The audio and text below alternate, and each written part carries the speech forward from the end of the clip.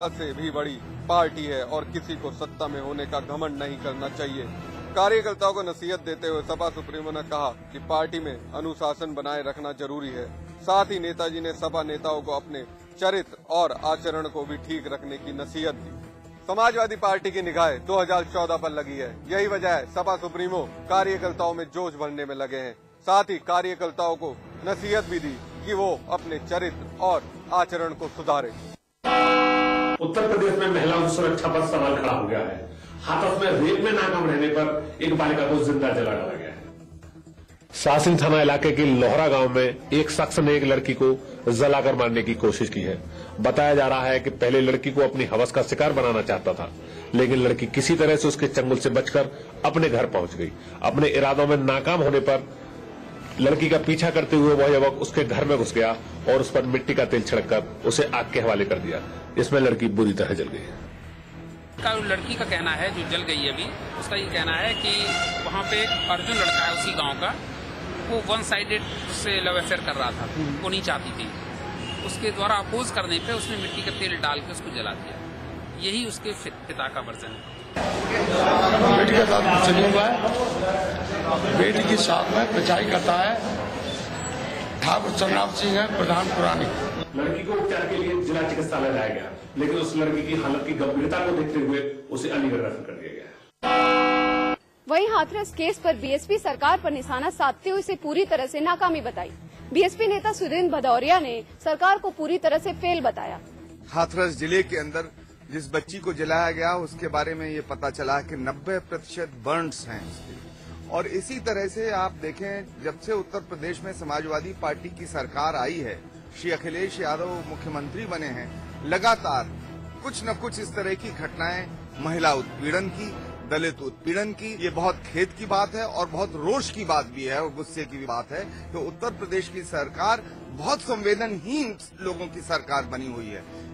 हम समझते हैं कि उत्तर प्रदेश की सरकार अपने तौर तरीके को सुधारेगी, बदलेगी, अन्यथा उत्तर प्रदेश के अंदर जिस तरह से दिल्ली में अभी नौजवानों ने किया, उसी तरह से उत्तर प्रदेश के अंदर भी इस सरकार के खिलाफ जो गुस्सा है वो उमड़ेगा और फिर सरकार संभल नहीं पाएगी। यूपी के हाथरस जिले में युवती के साथ रेप के प्रयास और जलाकर मारने के मामले में ADG law and order Arun Kumar Jha ने कहा है कि आरोपियों को जल्द से जल्द पकड़ लिया जाएगा। लेकिन जो लड़की ने अपना बयान दर्ज कराया है उसमें उसने ये दिया है कि अर्जुन जो है उसने उसको आग लगाई, और आग लगने के बाद तुरंत जो है वो ये लोग जिला अस्पताल ले गए और फिर उसको जो है वो अभी अलीगढ़ शिफ्ट किया गया है। बर्न इंजरी काफी है। अर्जुन की गिरफ्तारी अभी नहीं हुई, अर्जुन भागा हुआ है। लेखराज मौजूद है पुलिस पास। एक तरफ यूपी में लड़कियों की सुरक्षा पर सवालिया निशान लग रहे हैं, वहीं यूपी के एडीजी अरुण कुमार ने एक विवादित बयान देकर लड़कियों पर ही उंगली उठा दी है। अरुण कुमार के मुताबिक लड़कियां फोन के जरिए लड़कों से दोस्ती करती हैं और अपनी मर्जी से शादी करना चाहती हैं। इसी वजह से लड़कियों के खिलाफ अपराध भी बढ़ रहा है। दूसरा समस्या जो है, जो खास करके बढ़ी है इस बीच में, वो ये है कि पहले गाँव में जो है ऐसा था कि लड़कियां जो है वो सिर्फ ऐसा था कि जहाँ आपने शादी कर दी, माँ बाप ने वो चले गए और उनमें शादी हो गई उनकी। लेकिन अभी जो है वो स्थिति है कि वो पढ़ रही हैं, एस्पायरिंग कर रही हैं, नौकरी में आना चाह रही हैं, मोबाइल फोन इस्तेमाल कर रही हैं, टीवी वगैरह देखती हैं, तो निश्चित रूप से जो है वो उनकी उस दौरान लड़कों से दोस्ती होती है और वो अपने मन से जो है वो शादी करना चाहती हैं। कारण लड़की एक साथ चले जाया करते हैं, भाग जाया करते हैं, तो उसके बाद जो है वो फिर जो फैमिली का रिएक्शन होता है वो होता है कि केस रजिस्टर किया जाए, अपहरण का, पकड़ के लाया जाए उनको हमारे पास। तो वो एक चीजें जो है वो ये जो सामाजिक परिवर्तन का उथल पुथल का दौर है, ये जो ट्रांजिशन है लड़कियों के आगे आने का, उसके कारण ये सारी चीजें हो रही हैं और ये सारे प्रश्न जो है वो अभी दिल्ली घटना के बाद और मुखर होकर जो है वो हम लोग के सामने आ रहे हैं। कुल मिलाकर उत्तर प्रदेश पुलिस के इतने बड़े अधिकारी के इस गैर जिम्मेदाराना बयान से सियासत में उबाल आना तय है।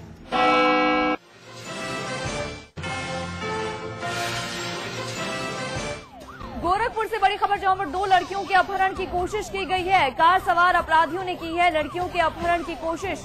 भाग रहे अपराधियों को पुलिस ने दबोचा है और कैंट थाने के सिविल लाइन्स इलाके की ये वारदात है। इस वक्त की बड़ी खबर आपको बता रहे हैं गोरखपुर से। गोरखपुर के कैंट थाने के सिविल लाइन्स इलाके में 2 लड़कियों के अपहरण की कोशिश की है कार सवार बदमाशों ने, लेकिन पुलिस ने मुस्तैदी दिखाई है इन दोनों को दबोच लिया है, अपनी हिरासत में ले लिया है, पकड़ में ले लिया है। 2 लड़कियों का अपहरण की कोशिश कर रहे थे बदमाश।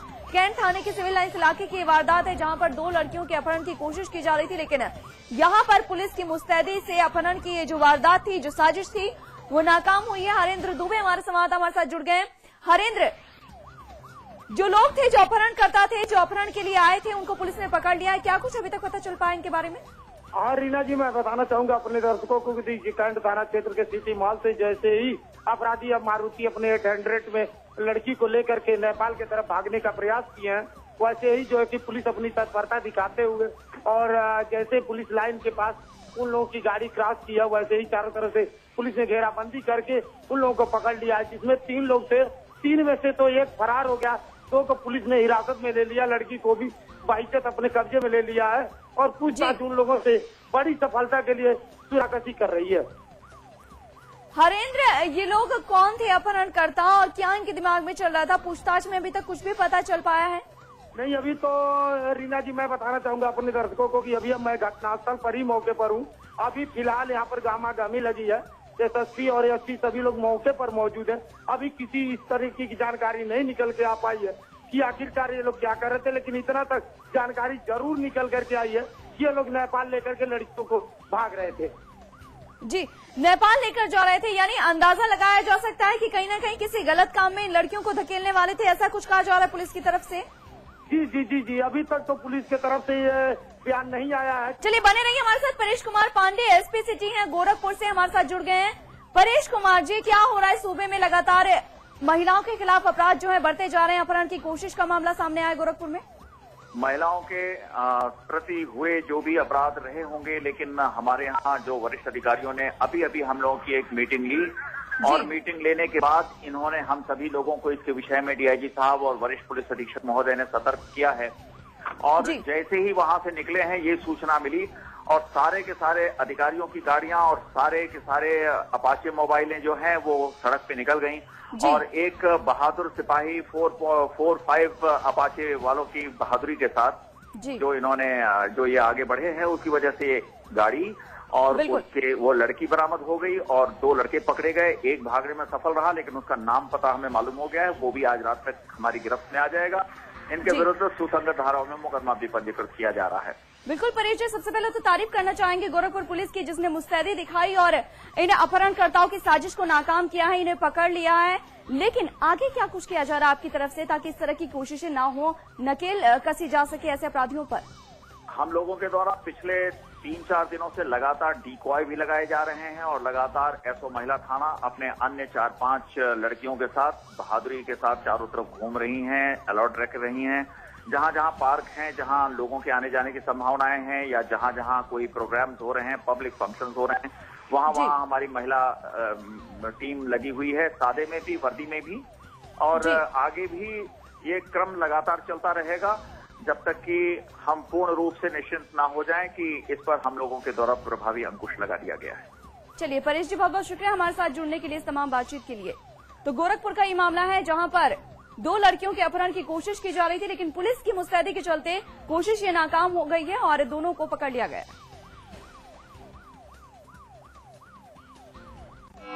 अलीगढ़ के थाना सासनी गेट सरायगढ़ी इलाके में एक 7 साल की मासूम बच्ची का रेप का मामला सामने आया है। ये घटना उस वक्त हुई जब बच्ची अपने मौसी के घर से वापस लौट रही थी। इसी दौरान युवक ने उसे दबोचकर दुष्कर्म कर दिया। घर पहुंचकर लड़की ने मां को घटना की जानकारी दी, जिसके बाद लड़की की मां शिकायत लेकर थाने पहुंची। बच्ची को जिला अस्पताल में भर्ती कराया गया है। घटना को लेकर लोगों का गुस्सा फूट पड़ा। लोगों ने सड़क पर जाम लगाकर हंगामा भी किया। मामले की जाँच में पुलिस जुट रही है। आज खेलने गई अपनी मौसी के घर, तो वहाँ से आ रही थी और पास में ही एक लहाया है ना, उधर ही उसे 5 बजे करीब उधर ही पकड़ लिया उसे। मेरी बच्ची के साथ किसी ने जो है गलत काम किया। कितने बजे की घटना है? करीब 5-5:30 बजे करीब। मैं काम पे से लौटा था ना, तब उसके बाद में पता चलिए मुझे, तब मैं लेके आया, मैं से लड़की को थाने ले गया था, थाने से यहाँ आया। साल के पहले दिन देश की राजधानी दिल्ली में ऐसा दर्द शायद कभी देखने को भी ना मिला हो, जब आंसू मोम बन के जल रहे हो फिर भी हाथों में मोमबत्ती की रोशनी कल का सुनहरा सवेरा दिखाना चाहती हो। और इस सवेरे के लिए जनता के साथ यूपी के दो लाल भी बीते 9 दिनों से आमरण अनशन पे बैठे हुए हैं, जिन दोनों की हर एक जबान से एक ही अल्फाज निकल रहा है कि इस साल कोई दामनी नहीं बननी चाहिए। उत्तर प्रदेश के फर्रुखाबाद में रहने वाले बाबू सिंह बीते 9 दिनों से जंतर मंतर पे मौजूद है और आमरण अनशन करके दामनी के लिए जल्द न्याय की मांग कर रहे हैं। उनका साथ देने बरेली के राकेश गंगवार भी बीते 4 दिनों से अन्न त्याग कर इसी आंदोलन में अपनी आहुति दे रहे हैं। जंतर मंतर पर 1 जनवरी को भी जनता का हुजूम नजर आया। जश्न नहीं, दिल्ली की जनता ने जख्म देखे। जख्म के साथ साथ एक आस भी कि मोमबत्ती जलाकर नारे लगाकर खुद सर्दी में सड़कों पे उतरकर सियासी सरकार को जगाना होगा, ताकि सरकार और समाज साथ आए और 2013 में कोई दामनी नहीं बन पाए।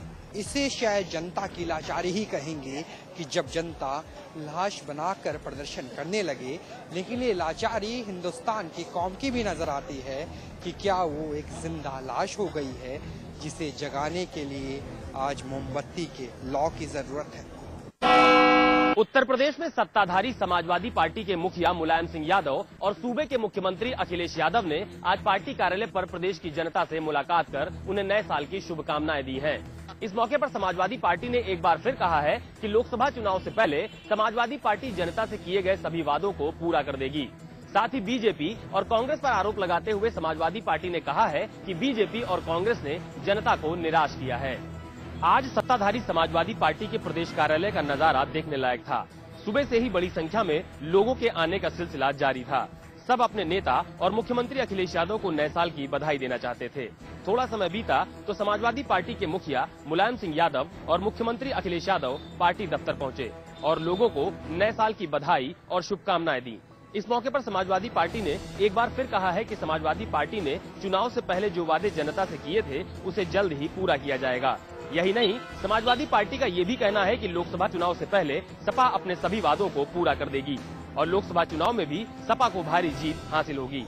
समाजवादी पार्टी ने केंद्र की कांग्रेस पार्टी और भाजपा पर आरोप लगाते हुए कहा है कि इन दोनों दलों ने जनता को निराश किया है और ऐसे समीकरण बन रहे हैं कि लोकसभा चुनाव के बाद बिना समाजवादी पार्टी की मदद से कोई भी सरकार केंद्र में नहीं बनेगी। यही नहीं, समाजवादी पार्टी ने ये भी कहा है कि केवल दिल्ली गैंगरेप मामले में ही नहीं, बल्कि जब सूबे में समाजवादी पार्टी की सरकार नहीं थी और निघासन कांड हुआ था, तब भी समाजवादी पार्टी ने पीड़िता के घर वालों को 1 लाख रुपए की आर्थिक मदद दी थी।